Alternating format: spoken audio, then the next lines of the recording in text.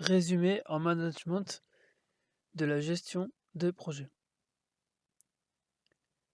La présentation des démarches nécessaires à connaître pour utiliser les logiciels de gestion de projet doit permettre à une majorité d'utilisateurs qui connaissent le déroulement de leur projet d'établir le planning prévisionnel de leur projet.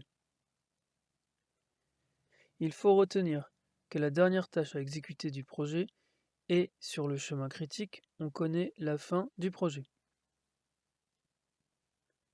Ses prédécesseurs successifs qui n'ont pas de marge d'exécution sont sur le chemin critique. Tout décalage des tâches critiques avec leurs prédécesseurs critiques provoque le même décalage du délai du projet.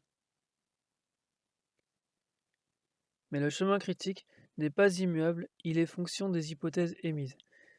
Ainsi, une contrainte intérieure ou extérieure, un risque, peuvent décaler tous ses successeurs. Il est possible que la tâche concernée devienne critique.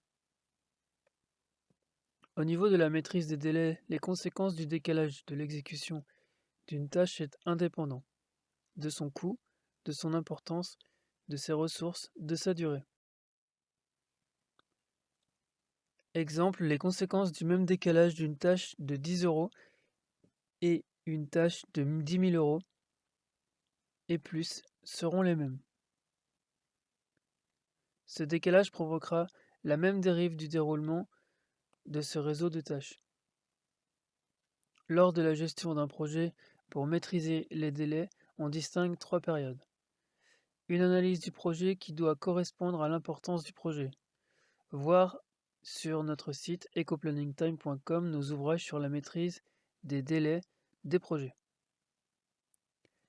L'élaboration d'un planning prévisionnel qui doit permettre plusieurs visualisations pour répondre aux besoins et être bien perçu par tous les intéressés.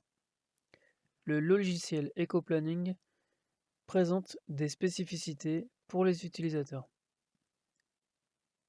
Le suivi d'un déroulement du projet pour connaître les conséquences si des retards sont intervenus, pour voir les dispositions correctives à prendre.